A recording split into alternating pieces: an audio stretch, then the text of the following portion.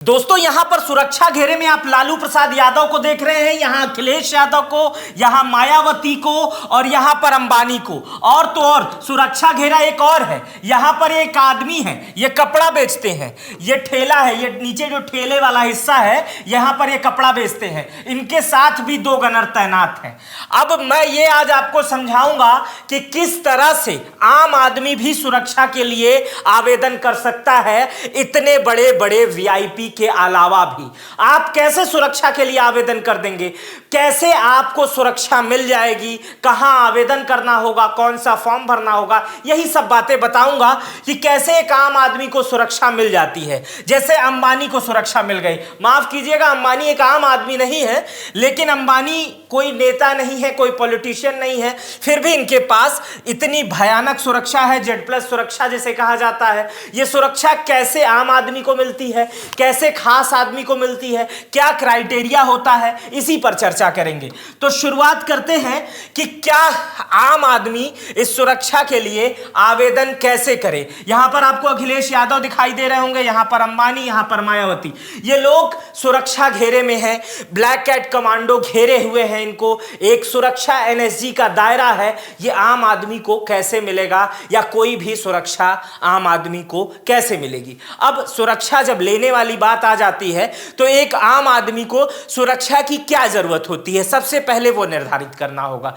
जब आपको सुरक्षा की जरूरत पड़ने लगती है तो यह मान लिया जाता है कि अब आम से आप खास हो रहे हैं, आप या तो विधायक चुनने वाले हैं या नेता बनने वाले हैं या किसी से थ्रेड है या कोई ऐसी बात है जिससे आपको सुरक्षा चाहिए या बड़े व्यवसायी हैं। तो खैर आम आदमी को जरूरत नहीं होती है, लेकिन एक जिसके पास सुरक्षा नहीं है वो कैसे आवेदन करे वही बताता हूं। देखिए सबसे पहले आप जहां रहते हैं वहां के पुलिस स्टेशन या वहां के SDM कार्यालय या DM कार्यालय को आपको लिखित देना होगा कि आपको यह संभावित खतरा है, यह बताना होगा कि हमको यह खतरा है, इनसे खतरा है, या हम ये व्यापार करते हैं, या हमारा ये जमीन का मामला है, या हमारे पास ये दिक्कत है, हम चुनाव के लिए उठ रहे हैं, बहुत ज्यादा भीड़ है, ये लिखकर आपको ये बताना होगा। फिर ये मामला राज्य सरकार के पास भेज दिया जाएगा। आप जो लिखे रहेंगे वो राज्य सरकार के पास, अगर DM तक मामला जाता है और DM संतुष्ट हो जाते हैं तो ये मामला राज्य सरकार के पास भेज दिया जाएगा।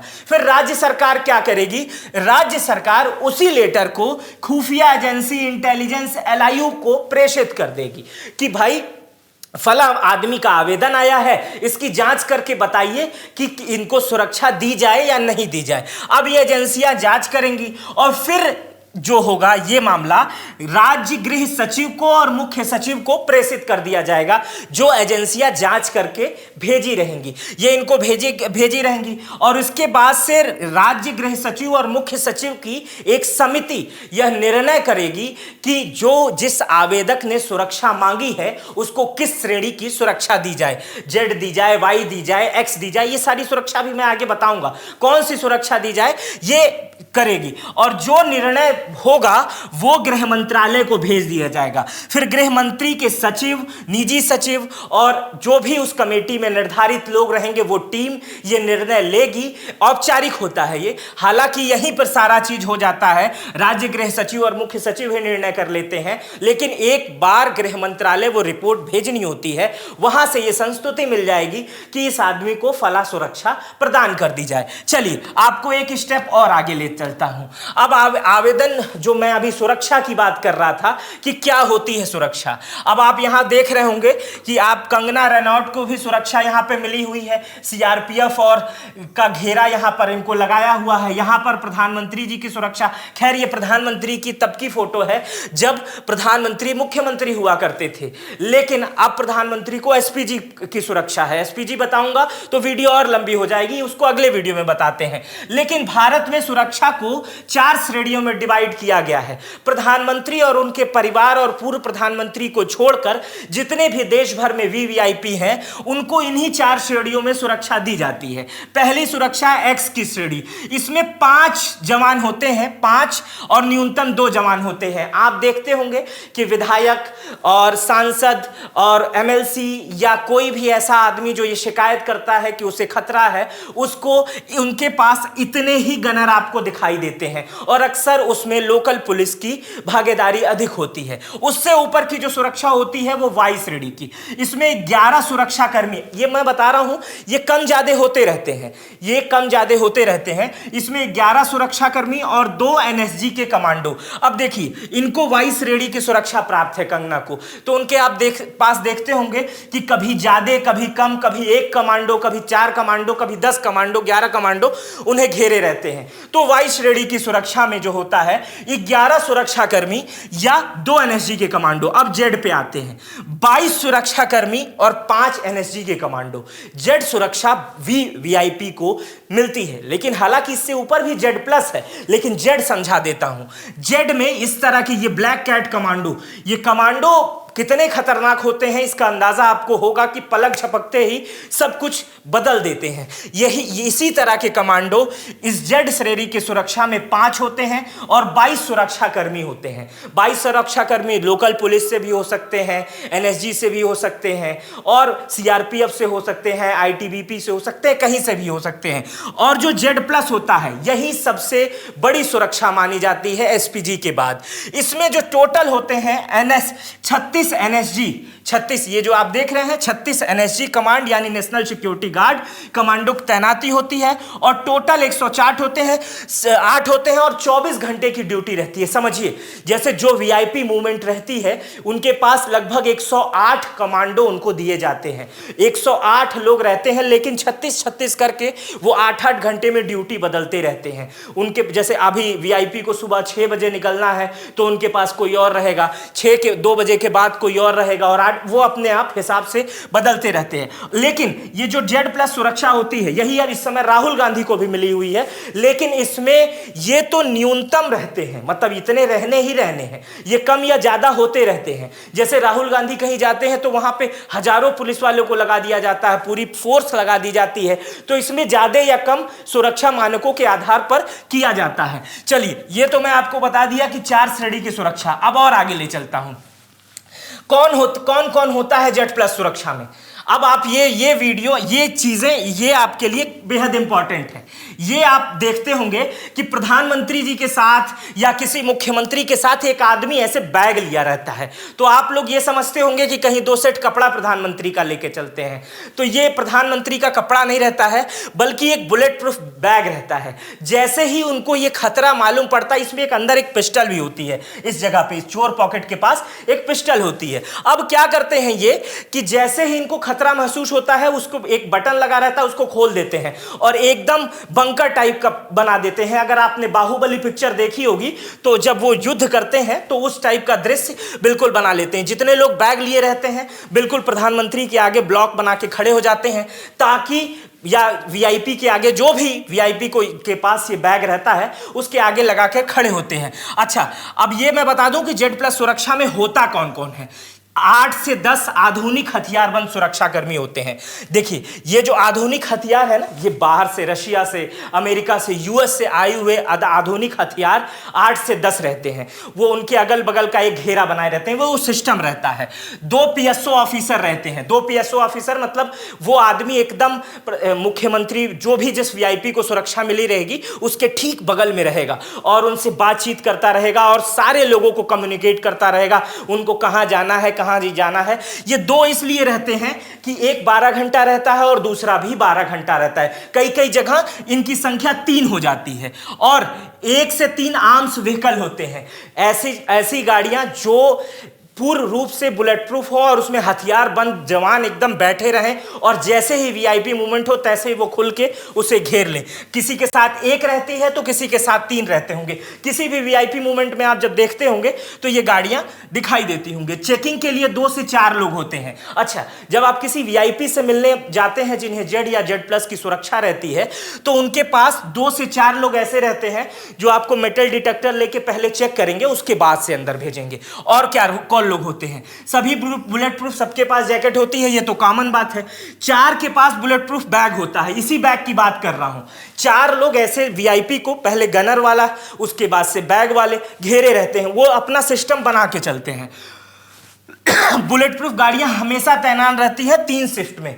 अब देखिए, वीआईपी को अगर जेड प्लस दिया गया है तो उसके पास बुलेट प्रूफ गाड़ियां भी रहती हैं। अगर सरकार देती है तो आप देखते होंगे उत्तर प्रदेश के मुख्यमंत्री अक्सर सफारी से दिखाई देते हैं, तो उनके पीछे जो सरकारी गाड़ियां हैं सफारी। अगर प्राइवेट सिक्योरिटी, अंबानी की सिक्योरिटी जेड प्लस की है, उनकी सिक्योरिटी में रेंज रोवर, मर्सिडीज, बीएमडब्ल्यू इस टाइप की गाड़ियां दिखाई देती हैं। और ये सारी गाड़ियां एनएसजी के हिसाब से और जेड प्लस सिक्योरिटी के हिसाब से वीआईपी के पास जो भी गाड़ियां रहेंगी वो गाड़ियां आपकी बुलेट प्रूफ होनी कंपलसरी है, और किसी गाड़ियों में वीआईपी नहीं बैठ सकता है। अब ये आपके लिए महत्वपूर्ण खर्च है। ये शुरुआत से हम अंतिम में आते हैं, नहीं शुरुआत से हम आपके बीच में आते हैं कि कितना खर्च आता है अगर आपको पैसा दे के सिक्योरिटी लेनी है, और आप एक आम आदमी हैं, आपने सिक्योरिटी के लिए आवेदन किया है और सरकार कह रही हमारे पास नहीं है, फिर भी आप रिक्वेस्ट करके अपना खर्च खुद सिक्योरिटी का उठा के भी सिक्योरिटी ले सकते हैं। अगर सरकार के पास जवान नहीं है या कह रही है कि मेरे पास इतना पैसा नहीं है, तो आप अपने सिक्योरिटी का खर्च खुद उठा सकते हैं। कितना खर्च आता है वो बता दूंगा। जैसे भारत में मुकेश अंबानी अपनी सुरक्षा का खर्च खुद उठाते हैं। जेड प्लस की जो सुरक्षा होती है उसमें लगभग 40 से 50 लाख न्यूनतम और लगभग 1 करोड़ रुपए उनकी सुरक्षा में जो खर्च होता है, उनकी तनख्वाह, ट्रेनिंग, तमाम पैसा वो एनएसजी कमांडोज का और तमाम जो लोग रहते हैं वो मुकेश अंबानी खुद वहन करते हैं। अब चलिए, कितनी सुरक्षा में खर्च आता है। जैसे एक्स श्रेणी की सुरक्षा अगर आप खर्च मानेंगे तो लगभग 5 लाख रुपए की सुरक्षा ये एक्स श्रेणी में आता है। अब वाई श्रेणी में यही सुरक्षा जो है वो 10 से 15 लाख हो जाता है। इस वाली सुरक्षा में 10 से 15, और जेड की बात करेंगे तो लगभग इसकी सुरक्षा में 40 लाख का खर्च आता है, और वही जेड प्लस की सुरक्षा में लगभग 50 से 60 लाख रुपए का खर्च आता है। लेकिन जेड और जेड प्लस में सुरक्षा बढ़ाई और घटाई जाती है, इसलिए जैसे वीआईपी का मूवमेंट कहीं ऐसी जगह है जहां बहुत भीड़ है और वीआईपी ने पैसे दे के सुरक्षा ली है, तो जितनी भीड़ वहां के अरेंजमेंट में आएगी वो भी पैसा वीआईपी से लिया जाएगा। तो जैसे कि जितनी सुरक्षा गार्ड आपको चाहिए उतना पैसा आपको भरना पड़ेगा, सरकार को देना पड़ेगा। ऐसे भारत में बहुत सारे मामले आते हैं। कुछ व्यापारी लोग रहते हैं जिनकी ज्वेलरी की दुकान रहती है, इस टाइप की सुरक्षा रहती है, वो कोर्ट में सुरक्षा के लिए जाते हैं, तो कोर्ट से वहां निर्णय होता है कि कुछ पैसे सरकारी मद से जाएंगे, कुछ आपके मद से जाएंगे, या पूर्ण रूप से आप वहन कर सकते हैं तो पूर्ण रूप से आप वहन सरकार को इस विधा पैसा देंगे, तब आपको ये सुरक्षा दी जाएगी। लेकिन आम आदमी के पास अगर कोई ऐसी थ्रेड होती है या पॉलिटिशियन को इसका कोई पैसा नहीं देना होता है। जैसे अगर ऐसा होता तो देश भर में तमाम लोगों को जेड प्राप्त है, जैसे तमाम मुख्यमंत्री, पूर्व मुख्यमंत्री, तो ये लोग इतना पैसा देते तो क्या होता। चलिए इस विषय पे और आगे बढ़ते हैं। ये वीडियो थोड़ी बड़ी हो रही है लेकिन आपके लिए बड़ी ज्ञानवर्धक है। कौन होते हैं एनएसजी कमांडो और ब्लैक कैंट कमांडो? अभी तक आप जो देख रहे थे वीडियो, उसमें आपने बार बार एनएसजी का जिक्र किया होगा। किसी भी वीआईपी के साथ ये एनएसजी कमांडो साए की तरह रहते हैं। ब्लैक कैट कमांडो, चूंकि काली बिल्ली बहुत एक्टिव होती है इसीलिए इन्हें ब्लैक कैट कमांडो कहा जाता है। इतने एक्टिव होते हैं, इनकी ट्रेनिंग इतनी खतरनाक होती है कि आप सुन के ही हैरान हो जाएंगे। ट्रेनिंग के लिए बता दें, अच्छा इनको बहुत ज्यादा इन्वॉल्व नहीं किया जाता है। जो श्रेणी की सुरक्षा रहती है उसमें किसी में मैंने बताया 11 रहती है, किसी में 20 रहती है, किसी में रहती है लेकिन स्थानीय पुलिस का भी निर्णय लिया जाता है। जैसे सीआरपीएफ, सीआईएसएफ, आईटीबीपी के अलावा जब जरूरत पड़ती है तभी एनएसजी का इस्तेमाल किया जाता है। अच्छा, ये मैं आपको बता दूं कि इनको किसी भी वीआईपी की सुरक्षा के लिए नहीं बनाया गया था। इनकी जो विशेष ट्रेनिंग होती है ये किसी भी वीआईपी सुरक्षा के लिए नहीं बनाया गया था।